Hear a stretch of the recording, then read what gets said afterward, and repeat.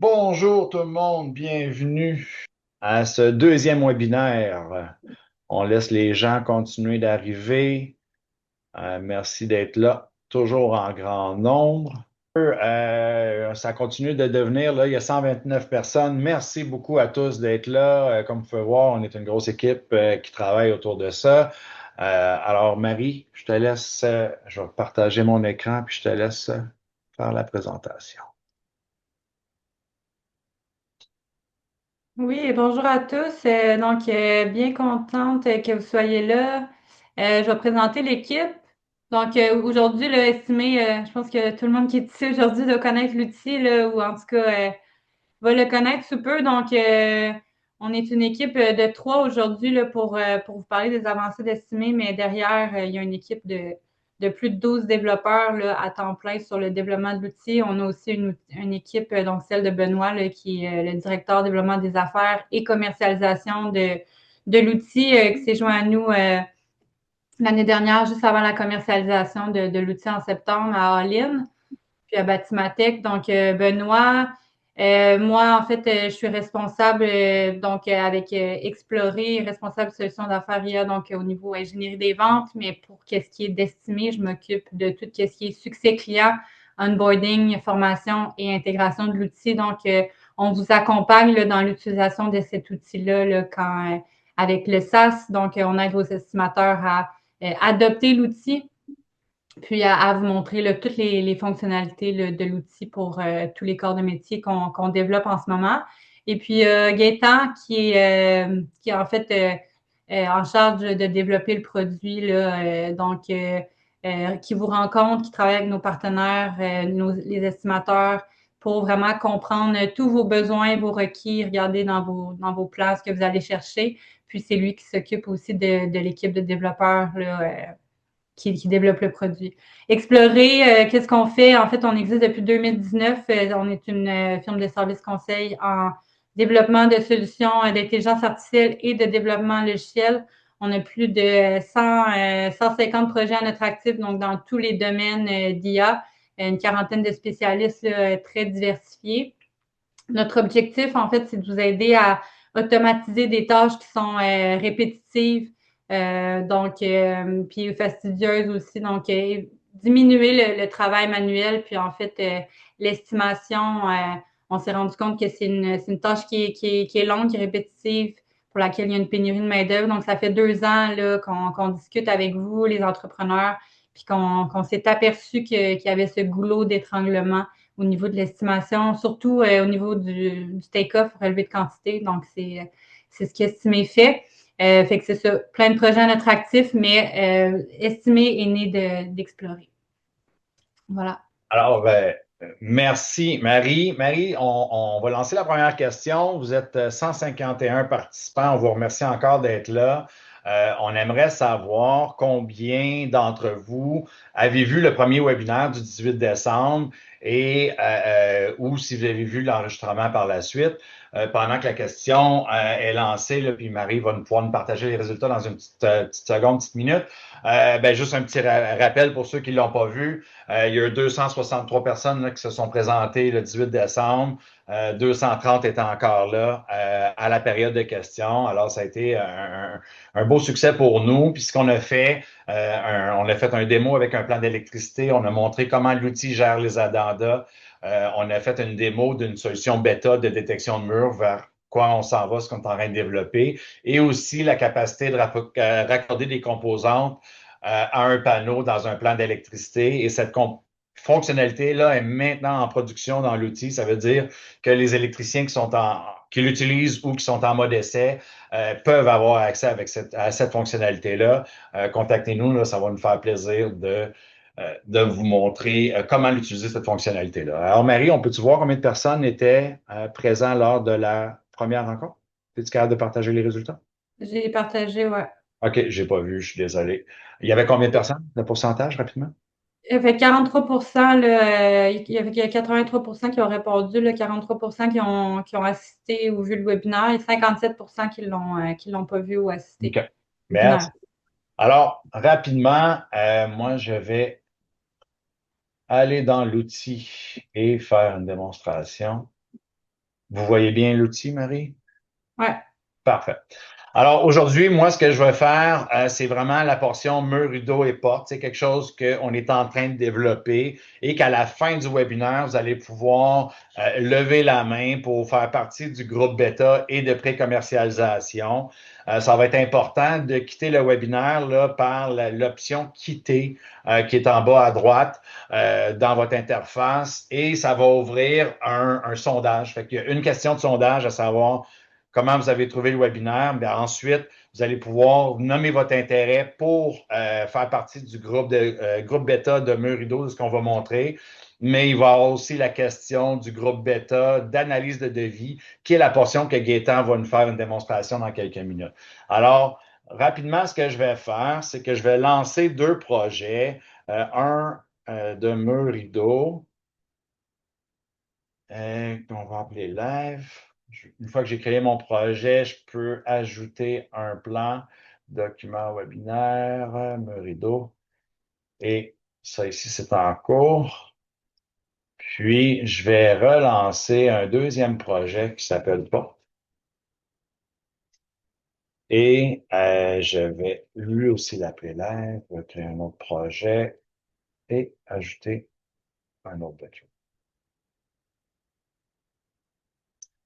Alors, j'ai deux projets qui sont en cours. J'ai trois processus de départ par projet. Alors, j'en ai six qui roulent en ce moment. On peut toujours suivre nos processus qu'on a lancés dans l'outil à travers cette cloche.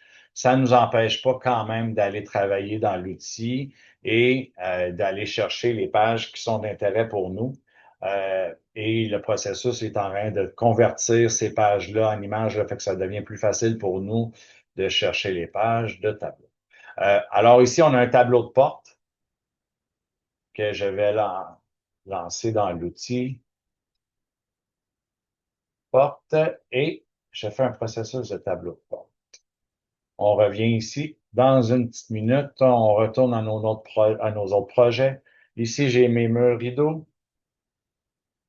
Mes processus de départ sont toujours en cours, alors on n'a pas accès encore à nos pages de plans et légendes. Comme vous voyez, c'est quelque chose qui se fait en ce moment. Alors, pour le processus de mur rideau,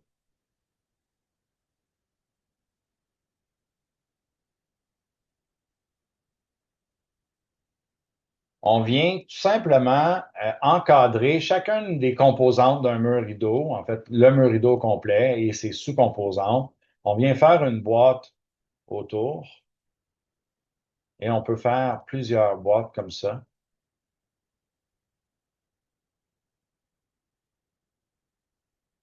Et on veut lancer nos murs rideaux. Là, j'ai fait une double manipulation, fait que je vais juste venir m'assurer que j'ai sélectionné ces trois murs rideaux-là. Et je vais venir lancer mon processus de mur rideau. Chacun des murs rideaux est un processus en soi et mon processus de tableau de porte est en cours. Fait que là, les processus de départ qui sont de convertir les pages en images qui devient plus facile pour nous de faire la recherche de nos tableaux, nos légendes dans le plan et de trouver nos différents schémas d'étage. On a classifié chacune des pages qui permet l'utilisation des crédits ou en fait ce qui permet de voir où est-ce que l'IA va faire une détection ou pas. Et finalement, la gestion des addendas se fait par les métadonnées, les pages qu'on voit ici en bas à droite. Alors, pendant que ces processus-là sont en cours, j'ai les mêmes travaux qui ont été faits dans le même plan. Alors, ici, je vais venir voir dans la section annotation, une fois que le travail qui a été fait au niveau des murs rideaux, de la détection qui a été faite. OK? Alors, en fait, je vais juste vous montrer ça à l'heure. Qu'est-ce que le processus de légende ou le processus de mur rideau qu'on a fait au départ, à partir de la légende, nous donne comme résultat. Alors, on voit ici tous les processus qui ont été créés, les identifiants qui sont associés à chacun de ces processus-là. Et quand on clique sur un, on peut venir voir et voir aussi, là, dans le cas qu'il y aurait une sous-composante, on va aller ici. Et puis là, ici, on peut voir les ouvertures ou les sous-composantes de ce mur rideau-là. C'est dans la section sélection de légende qu'on peut faire ce travail-là. Et dans la section annotation, on vient voir le travail de détection qui a été fait par l'IA pour pouvoir voir combien ont été détectés. Fait qu'ici, dans le bandeau de droite, on voit nos quantités qui ont été détectées. Oups, excusez-moi.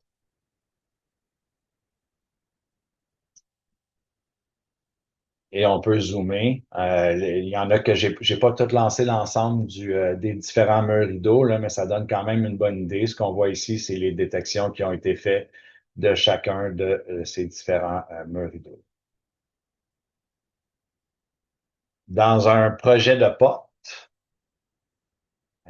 porte webinaire, on vient ici. Quand je clique ici, ça m'amène directement dans Annotation. Je vais faire la même chose. Je vais retourner dans la section Sélection de légende pour vous montrer le tableau qui a été extrait et les informations qu'on a amenées. Alors, tout ce qui était disponible dans le tableau, on l'amène dans l'outil et ça va faire partie du take-off, du Excel qu'on va extraire une fois que le travail va être fait. En plus d'aller chercher les quantités, on va aussi vous amener toute l'information pertinente là, qui fait partie de ce tableau-là. Alors, je vais aller voir dans la section annotation. Euh, on peut aller chercher les pages d'intérêt rapidement en cliquant sur ça ici. Et là, je vais juste aller chercher mon sélectionneur d'outils, ils sont plus difficiles à visualiser. Mais ça, c'est toutes les portes détectées par l'outil.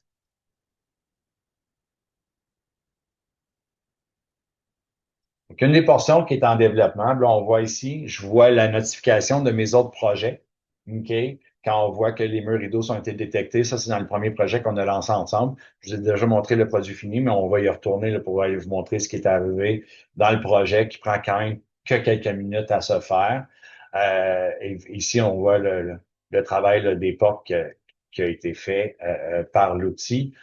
Ce que j'expliquais au niveau du développement, c'est que on est en train de faire une corrélation avec le devis pour aller chercher le groupe Quincaillerie et l'associer à la porte. Dans le tableau, on voit qu'il y a un code pour le groupe Quincaillerie et c'est souvent soit dans une autre partie du plan ou même au devis que cette information-là va apparaître et on va être capable de faire une corrélation entre les deux. C'est quelque chose qu'on est en train de développer.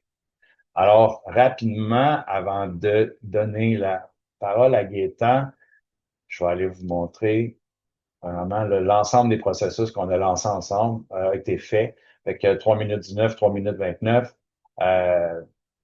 Ouais. Fait qu'autour de 3 minutes pour faire un processus de mur rideau, il faut qu'il va créer le produit. Fait qu'on va aller voir ici. Non, excusez. Je vais descendre encore un petit peu plus. Fait que là, les trois qu'on a créés, là, qui se sont faits en simultané en 3 minutes. Fait que c'est ça qui vient d'être créé ici. On voit le détail, toute l'information qui est dans le plan, on l'amène dans l'outil. Et en même temps, on a lancé la détection là, pour ces trois-là. Là, j'ai du DF1, on va aller voir rapidement là, dans section annotation, mais en même temps, il y a un processus qui est lancé pour aller faire la détection. Mais là, ouais. Il y en a qui ont été trouvés. Là. Les F3, on les a lancés, ils ont été détectés. Il y a des F1, des F2, il faudrait voir s'il y en a dans cette page de plan-là. Mais ils n'ont pas tous été lancés. Fait que c'est vraiment comme ça. Puis rapidement, je vous montre le tableau de porte qui a fini aussi. Et lui, il a pris 3 minutes 37 dans Sélection de légende. J'y arrive ici. Et là, on a créé chacune des portes ici et on est venu chercher le détail, comme j'ai montré, dans le produit fini. Mais ça s'est fait depuis que j'ai lancé les processus de vente.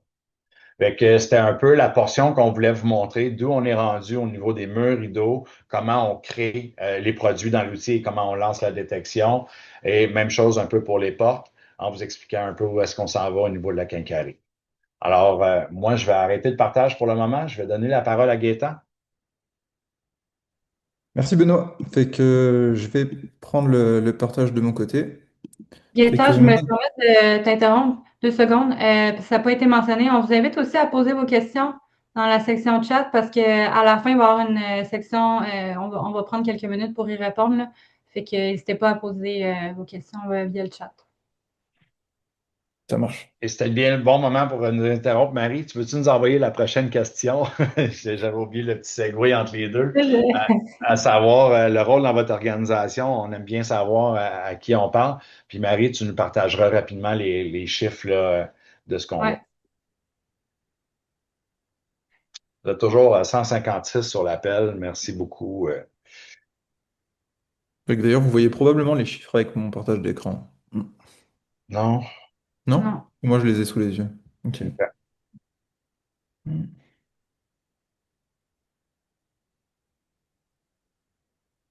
Je vais attendre encore quelques secondes. Ça marche. Je pense que les Pendant ce gens. temps-là, moi, je vais commencer à la limite à créer mon projet. Fait que je vais mettre un devis dans mon document. Hop, je vais déplacer juste le sondage. Et puis, l'ajouter simplement au niveau de la partie devis. Donc, on a de ce côté-là la partie plan, de ce côté-ci la partie devis. Et puis, ajouter donc du coup simplement mon devis dans mon dossier. Je vais partager les résultats. Oui. Fait que Ben, peut-être c'est juste toi qui les vois pas. Gaëtan, peut-être tu les vois. Donc, principalement, 33% d'entre vous, vous êtes des estimateurs, 18% propriétaires associés de la compagnie, 8% propriétaires et estimateurs, 9% chargés de projet contre-maître, on a 13% directeur d'équipe d'estimation. Fait que Euh, principalement des estimateurs et ou des propriétaires d'entreprise. ouais, exact. Merci, Marie.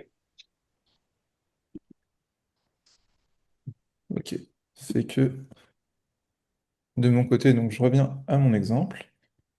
Donc j'ai mis un petit devis ici dans mon dossier, puis c'est assez simple d'utiliser dans le fond la partie des devis. C'est encore même un petit peu plus simple que sur la partie du plan, puisque j'ai pas besoin d'aller cibler par exemple la zone sur laquelle l'IA doit venir travailler. Il va travailler sur l'entièreté du devis. Fait que je sélectionne simplement les catégories, en gros, qui sont les éléments que je veux aller récupérer. Je peux en désélectionner certaines aussi qui m'intéressent pas. Fait que par exemple, je vais désélectionner quelques catégories qui ont pas rapport ici, puisque je vais faire simplement la partie vitrerie. Puis une fois que je suis satisfait par ma sélection, j'ai juste à lancer ici, cliquer sur le petit bouton IA, puis les travaux vont s'effectuer. Sur la partie devis, ça peut être quand même un petit peu long, entre 6 minutes par exemple, pour un plan qui va avoir peut-être une centaine de pages, euh, jusqu'à 20 minutes sur un plan qui peut être vraiment gros avec 1500-2000 pages analysées. Fait que dans le fond, pendant que ça travaille, je vais vous montrer un petit peu en quoi ça consiste, puis je vais vous expliquer comment ça marche et c'est quoi la différence entre ce qu'on fait là en termes d'analyse des devis et puis par exemple un outil comme un chat GPT auquel on pourrait venir poser des questions. Fait que ici, voici le même document, mais comme Benoît tantôt, j'ai déjà roulé au préalable les résultats, puis ici, je peux voir les éléments. D'ailleurs, je dis que c'est le même document, mais je crois que c'en est un légèrement différent, mais c'est pas grave, on repassera sur le même après. Fait que ici, on va retrouver en fait toutes les différentes catégories et les résultats pour chaque catégorie de ce que je vais avoir. Et puis à travers chaque catégorie, on va voir ce que je lui ai demandé d'aller chercher. Fait que par exemple, sur la partie aluminium, je me suis intéressé à tout ce qui était le cadre en aluminium. Puis par exemple, il va me fournir une description des éléments qui étaient pertinents par rapport à ce que je lui ai demandé. Je peux avoir des informations aussi sur tout ce qui est modèle, manufacturier. Je vais aller chercher deux types d'informations en général, des informations très techniques, propres à la verticale, puis des informations qui sont beaucoup plus génériques parfois, qui peuvent être plus de l'ordre de c'est quoi les garanties à fournir. Ça concerne un petit peu tous les entrepreneurs, quelle que soit votre spécialité. Vous avez un certain nombre d'éléments à respecter, puis c'est toujours pas évident d'aller trouver ces petites lignes-là dans le document qui peuvent avoir quand même des conséquences économiques assez importantes. Fait que l'idée, en fait, c'est d'établir un contrat avec le LLM et puis que celui-ci se charge d'aller chercher toutes les informations dans le document sur c'est quoi les garanties, sur c'est quoi les éléments qui nous intéressent, puis vous les ressorte pour vous éviter d'avoir tout le document à les manipuler et chercher. L'autre avantage aussi et l'autre intérêt de cette solution, c'est qu'on peut venir localiser l'information. Fait que si jamais j'ai un doute, par exemple, sur l'information qui est écrite, ou si jamais je veux pouvoir me faire un petit peu la main là-dessus, je peux me déplacer dans le document puis voir seulement les pages sur lesquelles une information pertinente à un sujet spécifique et pointée par le document. Fait que par exemple, ici, j'étais sur tout ce qui est l'étanchéité, les joints, les scellants. Fait que par exemple, voilà des éléments qui vont avoir été identifiés au fur et à mesure par le système. Puis le système va fournir avec ces éléments-là grosso modo, un petit résumé ou un résultat pour l'utilisateur, mais ça ne nous empêche pas de venir valider par nous-mêmes l'information, chercher des informations complémentaires si on le souhaite. En arrière, ce système-là, ça fonctionne en fait à l'aide donc du coup d'un contrat, si on veut, avec le système dans lequel on vient déterminer finalement c'est quoi qu'on veut que le système aille chercher. Fait que dans ce contrat, on va définir qu'est-ce qu'on veut aller chercher par exemple au niveau de tout ce qui est administratif. Ben, moi, je vais lui dire à mon système, je veux qu'il aille chercher les paiements, je veux qu'il aille chercher les frais, je veux qu'il aille chercher l'échéancier, les pénalités que je risque d'avoir en cas de retard. Fait qu'en fait, je viens définir une certaine quantité de sections. Et puis derrière, le système d'agents qu'on met en place se charge de remplir chacune de ces sections-là. Fait que j'ai un ami qui a une métaphore et collègue que j'aime beaucoup et que je vais reprendre. Il dit grosso modo que ChatGPT, par exemple, pour le comparer à notre système, c'est un moteur. Puis nous, ce qu'on essaie de bâtir, c'est une voiture. Fait que on utilise une partie des systèmes de LLM qui sont les classiques, les transformers. Mais on vient mettre par-dessus ça un certain nombre d'outils qui nous permettent d'aller plus loin. Fait que, par exemple, si vous interagissez avec un outil comme GPT, vous allez lui poser systématiquement des questions à votre moteur. Alors que nous, par exemple, en ayant mis une pédale d'accélérateur, vous avez une seule fois un schéma à définir, puis sur chaque document, on va aller rouler l'entièreté des informations que vous voulez extraire d'un seul coup. Fait que ça vous évite ce côté des interactions, par exemple, sur le côté chat. L'autre chose, c'est qu'on vous donne un volant. La capacité de venir contrôler les résultats du système à travers justement cet aspect de localisation qu'on a vu tout à l'heure dans le document. À travers cette interface-là, finalement, on vous permet de venir valider l'information, on vous permet de vous retrouver immédiatement dans la section qui vous intéresse, puis de venir contrôler le travail qui est fait par le système.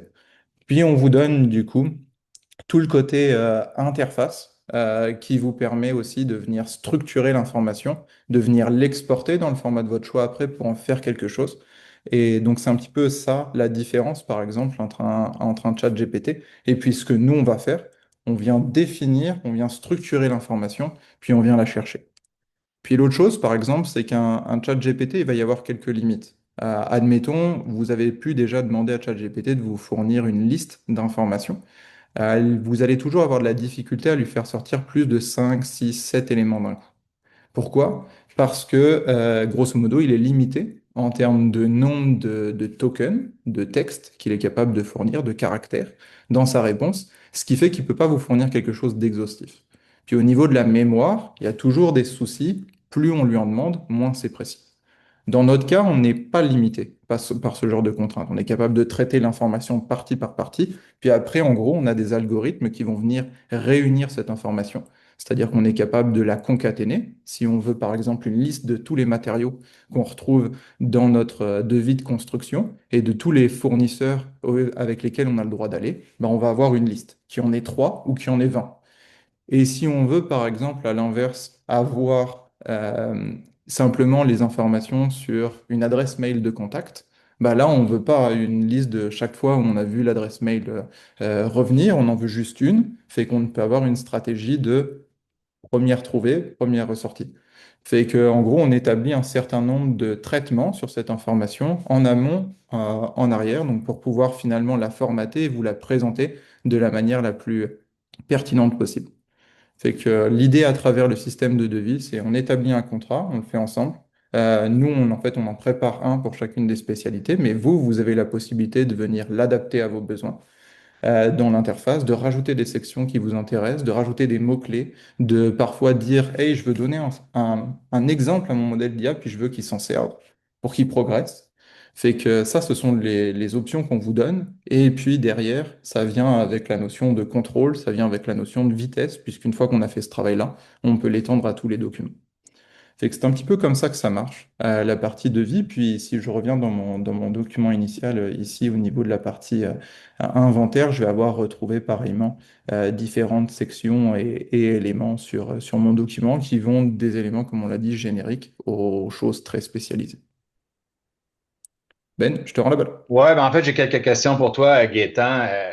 Est-ce qu'on a besoin d'être un programmeur pour pouvoir paramétrer cet outil-là pour aller chercher ce que nous, on veut dans un devis?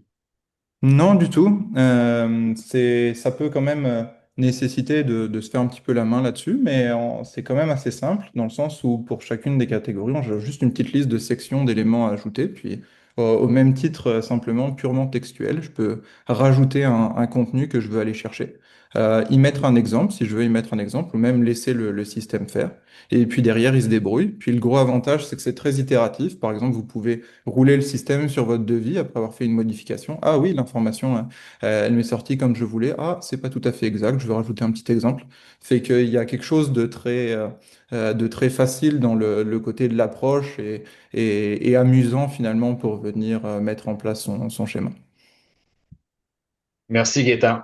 Alors, comme je l'ai mentionné tantôt, on va ouvrir le groupe bêta d'analyse de devis à la fin de la rencontre. En fait, quand vous quittez la rencontre, si vous partez par la porte de droite, vous avez accès au menu. Sinon, vous allez recevoir un courriel de nous avec l'enregistrement du webinaire et aussi la possibilité de planifier une rencontre ou de répondre tout simplement et de signifier vos intérêts. Euh, on va avoir une forme de priorisation sur les gens qui sont au webinaire pour la suite des choses. Et si vous avez déjà créé un agent ChatGPT dans Claude, dans Gemini pour faire ce genre de recherche-là, on serait très intéressé de voir la différence entre les deux solutions. On est assez confiant que notre solution est quand même plus avancée qu'un agent dans ChatGPT ou autre outil LLM. Alors, pour terminer, Marie, tu veux-tu envoyer la troisième section pendant que je partage mon écran? Ouais.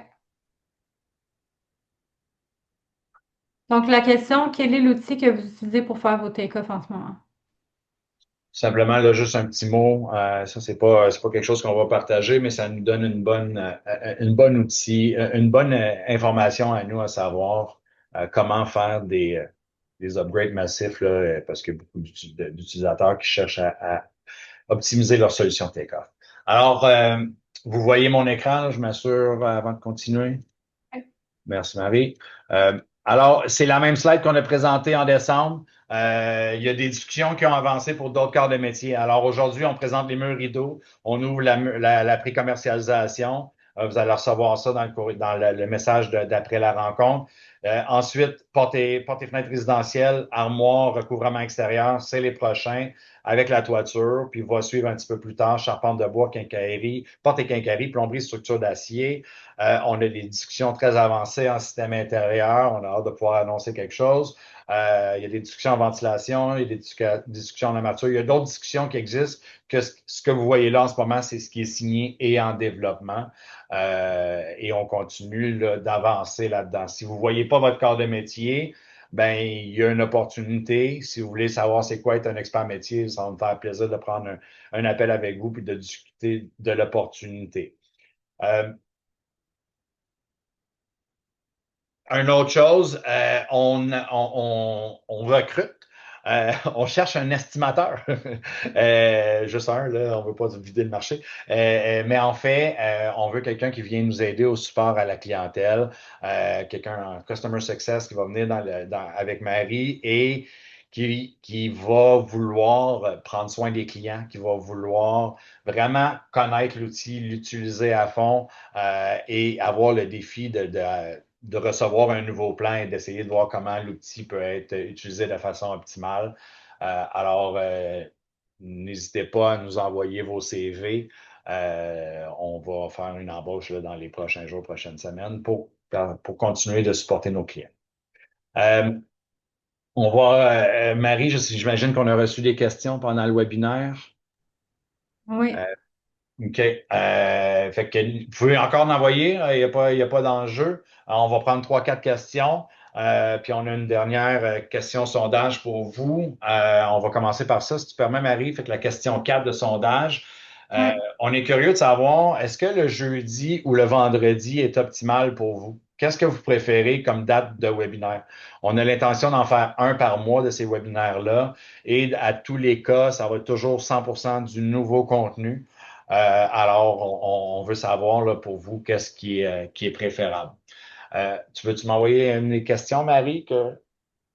Ouais, j'étais en train de lancer la quatrième question. Fait qu'on a reçu plusieurs questions dans le chat. Je vais essayer de les regrouper à la volée. Il y en a une que j'ai vue, l'outil est bilingue. On demande si c'est en anglais aussi, là. Absolument.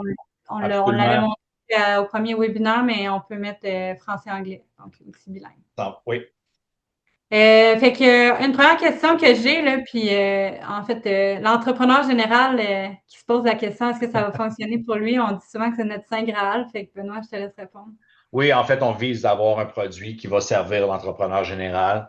La 90 ou 95 des rencontres que j'ai eues avec les entrepreneurs généraux, l'intérêt pour eux, c'est vraiment d'avoir le système intérieur, de développer pour qu'ils puissent commencer à utiliser l'outil. Alors, ça, c'est prévu pour juin. Peut-être un peu avant, peut-être un peu après. Là, c'est la date là, qu'on se fixe pour avoir quelque chose de disponible par rapport au système intérieur. Ça n'empêche pas un entrepreneur général pourrait commencer à utiliser l'outil aujourd'hui pour l'électricité, pour les murs rideaux et ou pour le devis et continuer de grandir avec l'outil et d'apprendre les verticales l'une à la fois. Sinon, mais l'entrepreneur général, à partir de juin là, ou peut-être un petit peu avant, on va avoir quelque chose qu'ils vont pouvoir utiliser. Et il va avoir, à ce moment-là, il va avoir aussi le recouvrement extérieur, la toiture. Il va y avoir quand même beaucoup de composantes là, qui vont faire partie de l'outil à ce moment-là, quand le système intérieur va arriver, que ça va devenir intéressant pour eux. Mais oui, ils sont dans la mire de ce qu'on a comme ambition avec le produit estimé. Prochaine question, puis je vois cette question-là qui revient. On l'a eu aussi au dernier webinaire, mais je la repose quand même. Ce que je pense que je suis en train de lire, c'est autrement dit, c'est l'estimateur, puis il y en a plusieurs dans la salle. Là. Est-ce que l'estimateur se demande si l'IA va remplacer son travail? Non, la réponse simple, c'est non. Puis, oui, on l'a eu au premier webinaire, cette question-là. Je l'ai à une rencontre sur deux que j'ai à propos de ce sujet, de cette solution-là. Nous, ce qu'on a développé, c'est une solution qui vient assister l'estimateur. OK? C'est vraiment un outil technologique qui vient assister par l'estimateur. L'estimateur qui pensait que l'IA, en tout cas, qui voulait avoir une boîte noire, qui met son plan dedans, qui va se faire un café, puis qui revient, puis que le take-off est fait, ben, c'est pas ça l'outil qu'on a développé. On a développé un outil qui va optimiser le temps que vous avez dans votre journée. Plutôt que de le passer 8 heures à compter les composantes, vous allez passer peut-être la moitié ou le quart de ce temps-là à faire ce travail-là, assisté par l'IA. Et la personne qui sait quoi compter, qui comprend le plan qu'il veut compter, mais va être optimale avec l'outil. Fait qu'il y a encore cette intelligence humaine-là de derrière, ce qui rend un estimateur qui crée de la valeur pour une organisation, de comprendre ce qu'on compte. L'IA ne remplacera pas cette compréhension-là du plan. Okay? L'IA va aider à réduire le temps et aussi réduire le risque d'erreur.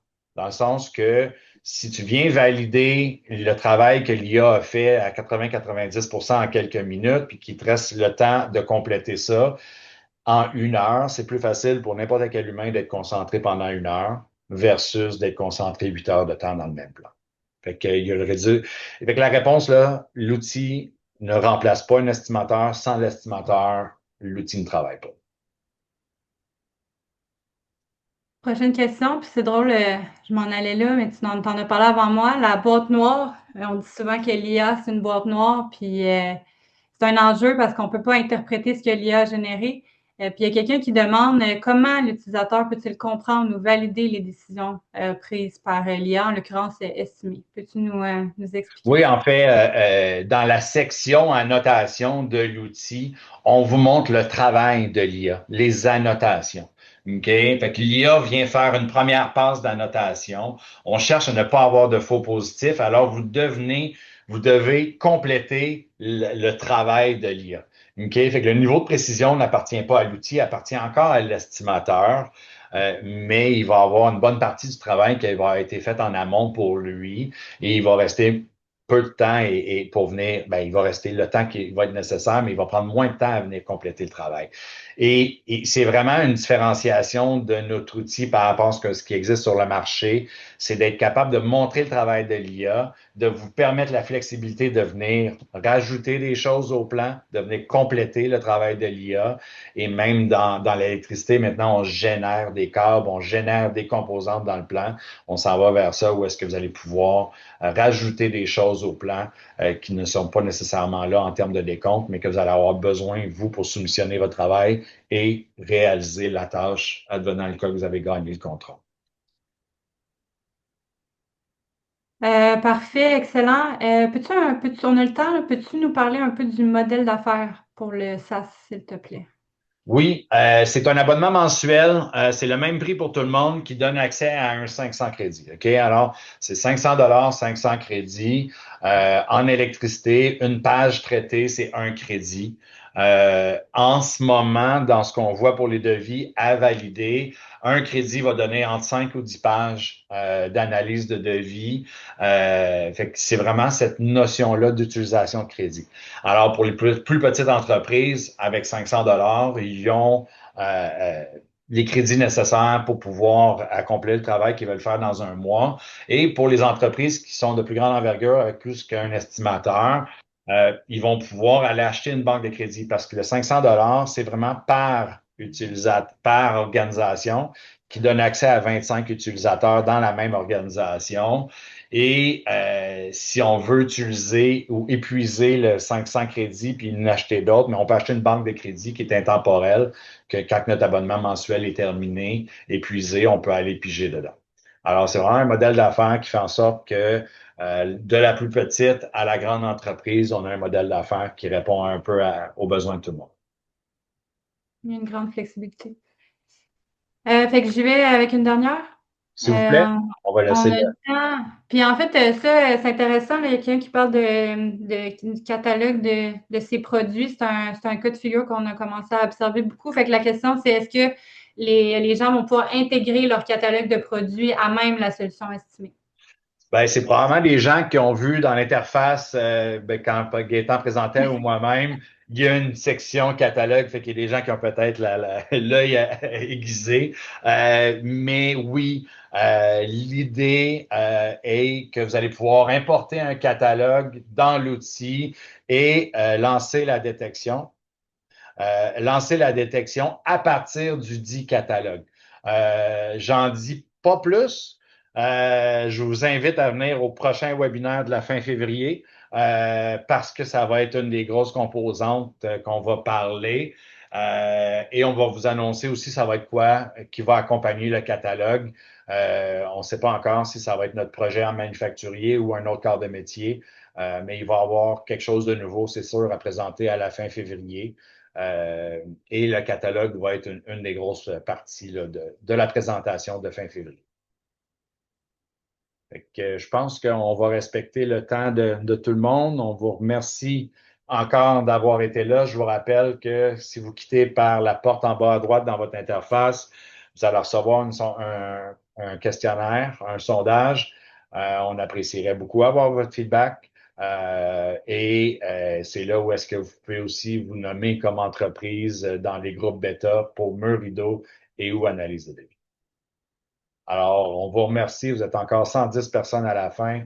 C'est incroyable. Merci pour votre temps et on vous souhaite Merci vraiment beaucoup. une belle journée à tout le monde. Bonne journée.